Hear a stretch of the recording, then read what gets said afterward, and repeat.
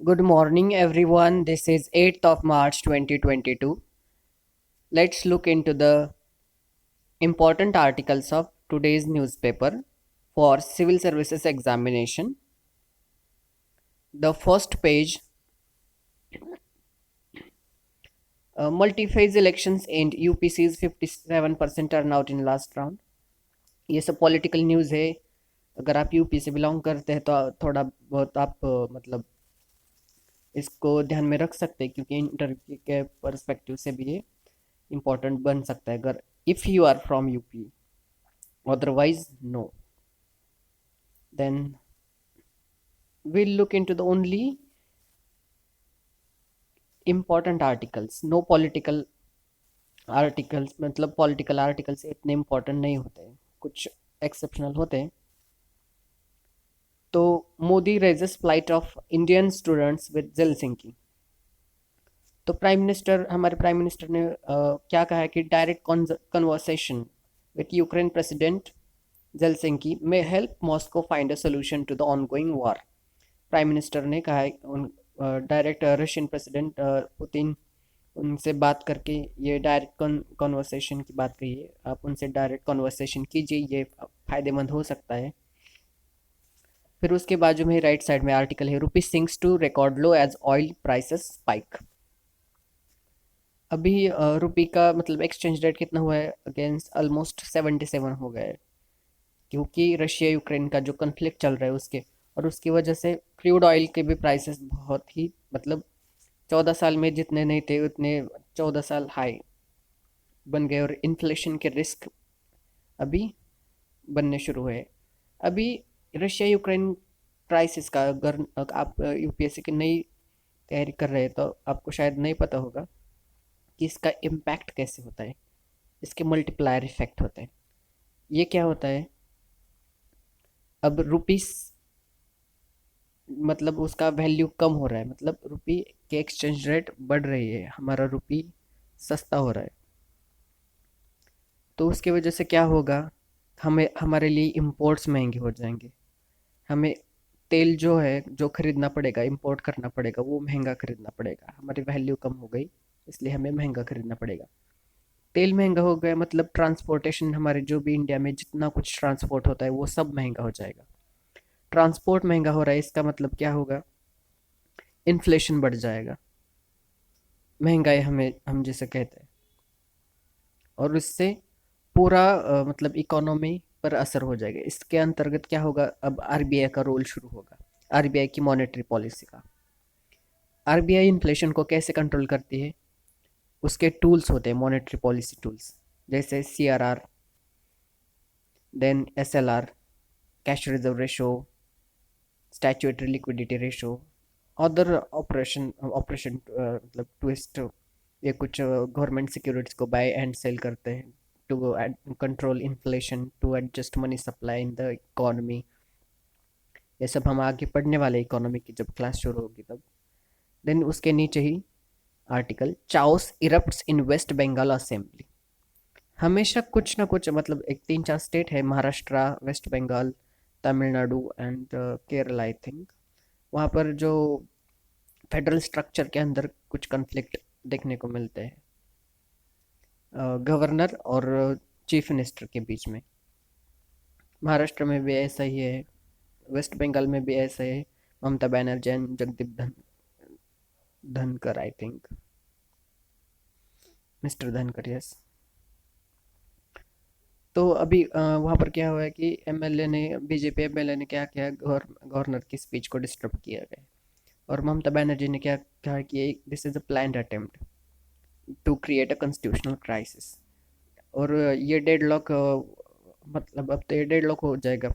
और पिक्चर में भी आप देख सकते हैं chief minister Mamata Banerjee requesting the governor to start his address, क्योंकि गवर्नर का एड्रेस असेंबली के लिए इम्पोर्टेंट हो जाता है, उसके बिना आगे की प्रोसेस शुरू ही नहीं होती. अभी सेकंड पेज पर सिटी न्यूज़ होती है, ये दिल्ली की न्यूज़ होती है, ये कुछ इम्पोर्टेंट नहीं होती. देन ऑदर भी इतना इम्पोर्टेंट नहीं है. कुछ महिलाओं की सशक्तिकरण की बात, मतलब अंतर्राष्ट्रीय महिला दिवस 8 मार्च की सब महिलाओं को शुभकामनाएं.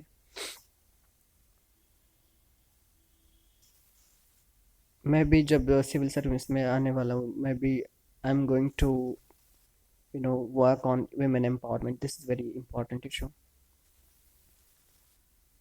सिक्स्थ एडिटोरियल कुछ दिनों बाद शुरू करेंगे. इम्पोर्टेंट आर्टिकल्स नहीं है अभी. 7 BB, page 8, news page. Important articles. A day of false hopes for Sumy students. Sumy एक यूक्रेन में जगह है. यूक्रेन सिटी में एक सुमी एक इम्पोर्टेंट, मतलब यूक्रेन में सुमी एक इम्पोर्टेंट सिटी है. तो वहाँ पर इंडियन बहुत स्टूडेंट्स फंसे हुए, मेडिकल स्टूडेंट्स, सिटीजन्स भी है, जो होप मतलब अभी इंडिया वापस आने के लिए होप कर रहे हैं. अभी भी उनको वेट करना पड़ रहा है. ये सब चीज़ें अभी इतना ही है इस आर्टिकल में. पूरा आर्टिकल पढ़ने की कोई ज़रूरत नहीं, इतना टाइम हम नहीं बर्बाद कर सकते. We are civil service aspirants. नीचे आर्टिकल है, China calls for ties to move forward. This is interesting article. तभी चाइना के फॉरेन मिनिस्टर, उनका नाम है वांग ई. उन्होंने क्या कहा है कि इस सब टेंशन्स के बीच में हमें, मतलब पिछले 2 सालों में जितना भी कुछ हुआ लद्दाख में या फिर नॉर्थ नॉर्थ में, जो स्टैंड ऑफ चल रहा था, मिलिट्री में कुछ मिलिट्री का एग्रेशन दिखाई दिया था. उस सब से चाइना और इंडिया के रिलेशंस बहुत ख़राब हुए थे. फिर इंडिया ने उनके बहुत सारे ऐप्स पर बैन भी लगा दिया था. तो अभी वो सब ये सब सही करना चाहते हैं सब. मतलब कंटिन्यू स्मूथ फंक्शनिंग हो, ऐसा उनका कहना है. तो उन्होंने वो क्या कहा है, उन्होंने बातचीत करके हम सब सुलझा सकते हैं. कुछ हमारी मिसअंडरस्टैंडिंग्स वगैरह जो कुछ भी हुई थी, डेडलॉक्स हुए थे, हम उसको एक डायलॉग के थ्रू सब सरल बना देंगे. क्योंकि दोनों ही कंट्री 1 बिलियन के ऊपर के पॉपुलेशंस हैं. और एक ही रीजन में अगर ऐसा, अगर दोनों का कॉपरेशन अगर अच्छा रहा तो एक गेम चेंजर बन सकता है, ऐसा उन्होंने कहा है. तो उन्होंने कहा है कि we will be partners for mutual success rather than adversaries. Foreign minister. तो उन्होंने to move on for forward on the right track, ये बात कही है. और जो कुछ भी हिस्ट्री में कहा था, बायलैटरल कोऑपरेशन की बात की थी, हिस्ट्री में हम अब ज़्यादा ध्यान नहीं देंगे. जो हुआ वो हुआ. अब आगे से अच्छा करेंगे, ऐसा कोऑपरेशन की बात करें, म्यूचुअल सक्सेस की बात कर गए उन्होंने. और कहीं पर भी मतलब थोड़ा बहुत अच्छा कह के उन्होंने यूएस को भी क्रिटिसाइज़ किया है कि ये तो ब्लॉक बनाते हैं, आप इसके साथ मतलब ये नहीं करना, थोड़ा ध्यान रखिए. ऐसी उनकी आइडियोलॉजी है इस और okay, let's move on to the important articles of page 9 पे नहीं था कुछ.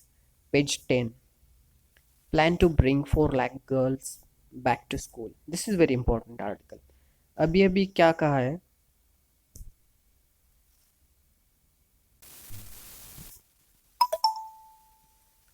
Okay, plan to bring 4 lakh girls back to school. तो एक नई स्कीम है, सक्षम आंगनवाड़ी स्कीम. उसमें क्या कहा है कि women and child development ministry की स्कीम है. तो उन्होंने कहा है कि जब अभी 14 to 18 ईयर्स ओल्ड के स्टूडेंट्स, मतलब गर्ल्स के ऊपर भी पूरा फोकस रहेगा. एक कैंपेन शुरू एनरोल किया जाएगा जिसमें किसका कोलैबोरेशन होगा, डिस्ट्रिक्ट एजुकेशन ऑफिसर्स का कोलैबोरेशन होगा. और ट्रैकिंग सिस्टम्स यूज़ करी जाएंगी. क्योंकि जो कुछ गर्ल्स का ड्रॉप आउट रेट बीच में कोरोना में बढ़ गया था, लड़कियों को बहुत स्कूल से निकाला गया था. कई सारी लड़कियों की शादी हो गई थी. इसके लिए उन्हें भी पूरा देन आगे वो एजुकेशन कंटिन्यू नहीं कर सकती थी. खास करके ट्राइबल या फिर बैकवर्ड एरियाज में बहुत ही वो ड्रॉप आउट रेट ज़्यादा बढ़ गया था कोरोना में. फिर सिक्योरिटी का भी कंसर्न होता है, वो भी बहुत कंट्रीब्यूट करता है गर्ल्स के ड्रॉप आउट रेट को. और एक यूनिसेफ का सर्वे भी हुआ था. वहाँ पर उन्होंने कहा है कि 50,000 जो इंडियन एडोलसेंट्स है during covid pandemic also release the same event. 50,000 मतलब इंडियन एडोलसेंट्स को वो लगता था कि ड्रॉप आउट रेट की मतलब वो कंसर्न थी. Then 1/3 of them knew that, sorry, then mapping drop outs. Anganwadi workers मतलब अभी आंगनवाड़ी वर्कर्स को वो काम दिया गया है कि ईच डिस्ट्रिक्ट में कितना ड्रॉप आउट रेट हुआ था, ये सब को आपका काउंसलिंग करना है। घर घर जाके बच्चों को मतलब लड़कियों को ड्रॉप आउट रेट कितना हुआ था वो सब डेटा ये आंगनवाड़ी वर्कर्स जमा करेंगे और एजुकेशन डिपार्टमेंट को सेंड कर देंगे। इसके लिए उन आंगनवाड़ी वर्कर्स को कुछ इंसेंटिव्स मिलेंगे, 500 से लेके 1000 तक उनको इंसेंटिव्स मिलेंगे। ये सब फील्ड इम्प्लीमेंटेशन की बात करी गई है। Labour ministry launches donate a pension scheme. अभी और इस मतलब union labour and employment ministry ने क्या किया है कि उन्होंने एक मतलब एक स्कीम लॉन्च करी है, डोनेट ए पेंशन स्कीम। इसके अंतर्गत क्या होगा कि कोई भी मतलब सिटीजन है अनऑर्गेनाइज्ड वर्कर्स की बिहाफ उनका प्रीमियम पे कर सकता है, allowing any citizen to pay the premium amount on behalf of an unorganized worker under the प्रधानमंत्री श्रम योगी मानधन स्कीम। ये स्कीम बहुत इंपॉर्टेंट बन सकती है मतलब बनेगी ये डेफिनेटली। ये प्राइम मिनिस्टर जो पीछे लगा हुआ था वो स्कीम बहुत मतलब बहुत प्रीलिम्स में डायरेक्ट एमसीक्यू वो फ्रेम करते हैं। इंपॉर्टेंट अम्ब्रेला स्कीम होती है ये सब। और इस स्कीम के अंतर्गत क्या होगा, जो 18 से 40 साल के जो अनऑर्गेनाइज्ड वर्कर्स हैं, जो महीना 15,000 तक कमाते हैं, तो उनका प्रीमियम अमाउंट जो भी होगा जो मतलब उनके एज के डिपेंड करता है, 55 से लेके 200 तक, वो कोई अदर सिटीजन वो भर सकता है। अभी अनऑर्गेनाइज्ड वर्कर्स अनऑर्गेनाइज मतलब ज़्यादा लिटरेसी नहीं है उस अनऑर्गेनाइज्ड सेक्शन में। ऑर्गेनाइज्ड और अनऑर्गेनाइज्ड वर्कर्स में क्या डिफरेंस होता है? ऑर्गेनाइज्ड वर्कर्स क्या होते हैं, जो गवर्नमेंट की स्ट्रीम में है, रेगुलर सैलरी है उनको, अलाउंसेस मिलते हैं, बाकी फैसिलिटीज़ मिलते हैं। और अनऑर्गेनाइज्ड वर्कर्स क्या है, उनको सैलरी कंपैरेटिवली कम होती है, वेजेस फिक्स नहीं होते अभी मतलब ज़्यादातर कुछ मतलब सब डायनेमिक होता है, वर्क प्रोफाइल चेंज होते रहते हैं, अलाउंस मतलब वो सब इतना फैसिलिटी नहीं होता। तो इस स्कीम के अंतर्गत क्या होगा, जब ये लोग 18 से 40 के बीच के लोग प्रीमियम भरेंगे तो फिर वो जब 60 साल के हो जाएंगे तो उनको मंथली 3,000 की पेंशन मिलेगी। और ऐसे अब तक कितने एनरोलमेंट हो गए हैं? 46.34 लाख एनरोलमेंट्स हो गए according to the data of labour ministry. The next article, supreme court tells UPSC to respond to plea by covid hit aspirants. Supreme court ने यूपीएससी को 2 वीक की मोहलत दी गई थी कि अभी आप जो सिविल सर्विसेज एस्पिरेंट्स की कंसर्न है, उन्होंने जो कुछ भी पिटिशंस सुप्रीम कोर्ट में दिए थे कि कोविड-19 के वजह से उनका जितना कुछ नुकसान हो गया था, यूपीएससी मेंस के 2022 की जो जनवरी में एग्ज़ाम हुई थी, वहाँ पर कुछ मतलब एस्पिरेंट नहीं बैठ सके थे क्योंकि कोविड की वजह से। तो उनको एक एडिशनल अटेम्प्ट दिया जाए, ऐसा पिटिशनर्स ने कहा है। और सुप्रीम कोर्ट ने भी यूपीएससी को उस पर डायरेक्ट किया है। अभी देखते हैं आगे क्या होता है। बस यूपीएससी की न्यूज़ थी इसलिए, अदरवाइज इम्पोर्टेंट नहीं थी न्यूज़। वर्ल्ड सेक्शन में देखते हैं, China says US is trying to build Indo Pacific NATO. China के फॉरेन मिनिस्टर वांग ई उन्होंने क्या कहा है कि एक अमेरिका को क्रिटिसाइज किया है कि ये सिर्फ एक ब्लॉक बनाता है, जहाँ कहे जाता है वहाँ पर ब्लॉक बनाता है, राइवलरीज क्रिएट करता है बड़ी बड़ी कंट्रीज में। और उसने एग्जाम्पल्स पूरा एनालिसिस दिया है, तो क्या क्या है। और उन्होंने ये भी कहा है कि चाइना रशिया के रिलेशंस भी बहुत अच्छे हैं, रॉक सॉलिड रिलेशंस है, ऐसा कहा है। इंडिया से बेहतर रिलेशंस है। उन्होंने कहा है कि यूएस, ऑस्ट्रेलिया, इंडिया, जापान का ये जो क्वाड है, क्वाड की उन्होंने बात की थी। फिर उन्होंने फाइव आईज, एक इंटेलिजेंस अलायंस इन्वॉल्विंग, उन 5 आईज में मतलब डेफिनेटली 5 कंट्रीज होंगी। उसमें क्या है, Australia, New Zealand, Canada, US and UK. Then AUKUS की उन्होंने बात करके ऑस्ट्रेलिया, यूके, यूएस, एक डिफेंस पैक्ट जो है, सब में देखना यूएस है। देन ये चाइना ने कहा है कि ये एक ब्लॉक पॉलिटिक्स है, क्रिएट्स एक्सक्लूसिव क्लब्स, उन्होंने कहा है। हर रीजन में वो अपना मतलब कुछ ब्लॉक्स क्रिएट करता है, रीजनल राइवलरीज क्रिएट करता है। US is staging a 5-4-3-2 posture in the Asia Pacific. Prelims में सवाल बन सकता है, व्हाट 5-4-3-2 पोस्चर, एक नई टर्म है ये। देन आप ये सब ग्रुपिंग्स भी याद रखना, what is Quad, what is five eyes, then AUKUS, इसमें से इसमें कंट्री कौन सी है, ये सब इंपॉर्टेंट है। यूपीएससी प्रीलिम्स 2020 में पूछा था कि मतलब G20 के बारे में पूछा था। यूपीएससी 2020 का मेरा प्रीलिम्स नहीं हुआ था, this that was my first attempt, but बस कुछ एक एमसीक्यू से मेरा कट ऑफ रह गया था। मैंने कभी मतलब वो नहीं किया है कि क्लास लगा के सब सेल्फ किया है। अभी मैंने यूपीएससी की मेंस दी, देखते हैं रिजल्ट्स। फिर उन्होंने क्या कहा है कि members of the quad have rejected, sorry, quad के जो मेंबर्स है उनको चाइना ने क्या कहा था, this is the Asian NATO. तो क्वाड ने कहा नहीं नहीं, ऐसा कुछ नहीं है, ये कुछ एशियन नाटो वगैरह ऐसा कुछ नहीं है, या फिर ये मिलिट्री अलायंस नहीं है। यह सिर्फ एक कोऑपरेशन के लिए ग्रुप है जो कि वैक्सीन्स में कोऑपरेशन चाहता है, टेक्नोलॉजी के ऊपर मतलब टेक्नोलॉजी की बातें सामने रखता है, और मैरीटाइम सिक्योरिटी के लिए ये सब है। बस ऐसा जियो पॉलिटिक्स में ऐसा चल रहा है, सबके मतलब मतभेद मराठी में अलग अलग होते हैं। फिर ऑस्ट्रेलिया ने चाइना से क्या कहा, किया कि अब आप वॉर को सपोर्ट मत कीजिए, ये जो भी यूक्रेन रशिया का क्राइसिस है, ये इसको आप सपोर्ट नहीं करना चाहिए। Business page, page number 12, oil निकल soar on fears of supply chaos. अब ये यूक्रेन रशिया का जो क्राइसिस चल रहा है, डेफिनेटली सप्लाई चेन्स पे भारी इम्पैक्ट हो गया। निकेल के जो प्राइसेस है वो 30% से बढ़ गए, प्लैटिनम ने भी अ, उसका प्राइसेस बढ़ रहा है, गोल्ड के प्राइस बढ़ रहे हैं। रश इसलिए और पूरे वर्ल्ड के इकोनॉमी पे इसका इम्पैक्ट हो जाएगा। ऑयल के प्राइसेस तो 2008 से जो 2008 में जब क्राइसिस हुआ था, जब और यहाँ पर एक बैरल की कीमत $139 इतनी हो गई है। रशिया पे जो सैंक्शंस लगे हैं यहाँ पर, उसका भी बहुत बड़ा इम्पैक्ट है। अमेरिका ने स्ट्रॉन्ग सैंक्शंस लगाए कार्ड्स एक्ट के थ्रू। कार्ड्स एक्ट का मतलब है countering America's adversaries through sanctions act. Russia के जो ये जो इन्वेजन किया है रशिया ने, उसको पूरे देश मतलब पूरे दुनिया ने उसकी निंदा की है और उस पर सैंक्शंस लगाए, वेस्टर्न सैंक्शंस।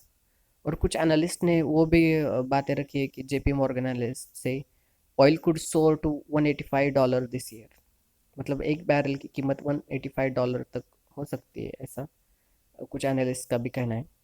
और ऑयल के जो प्राइसेस बढ़ गए, उसने क्या किया है, ग्लोबल रिसेशन क्रिएट किया है। डेफिनेटली ऑयल की प्राइसेस बहुत इंपॉर्टेंट, ऑयल से सब पूरा आगे चलता है, ट्रांसपोर्ट होता है सब तरफ। एनर्जी की बहुत डिमांड है, एनर्जी का भी मतलब वो सब चल रहा है। पैलेडियम के प्राइस बढ़ गए, ऑल टाइम पिक पर गए प्राइसेस उसके। जो पैलेडियम वो कैटालाइटिक कन्वर्टर्स में यूज़ होता है। कैटालाइटिक कन्वर्टर्स पोल्यूशन को कम करने के लिए कुछ साइलेंसर्स वगैरह गाड़ियों की लगाया जाता है। फिर निकेल, उसका प्राइस 30% से बढ़ गया, ग्लोबल सप्लाई चेन डिस्टर्ब हो गई है। रशिया तो निकेल का थर्ड लार्जेस्ट प्रोड्यूसर है, रशिया का भी अभी क्राइसिस है, इसलिए निकेल का क्राइसिस मतलब शॉर्टेज हो गए। बस आज न्यूज़पेपर में बस इतना ही था, इम्पोर्टेंट आर्टिकल्स। ये सब आई रिसेंटली ये सब चैनल वगैरह शुरू करे, इसलिए थोड़ा फ्लो में मेरा वॉइस के थोड़ा वो है प्रॉब्लम। थोड़ी मतलब एक दो दिनों में, मतलब एक वीक में सब साफ अच्छे से, मतलब वो मुझे कंफर्टेबल हो जाएगा। So support and take benefit within 20 minutes, you have completed your newspaper. Thank you so much.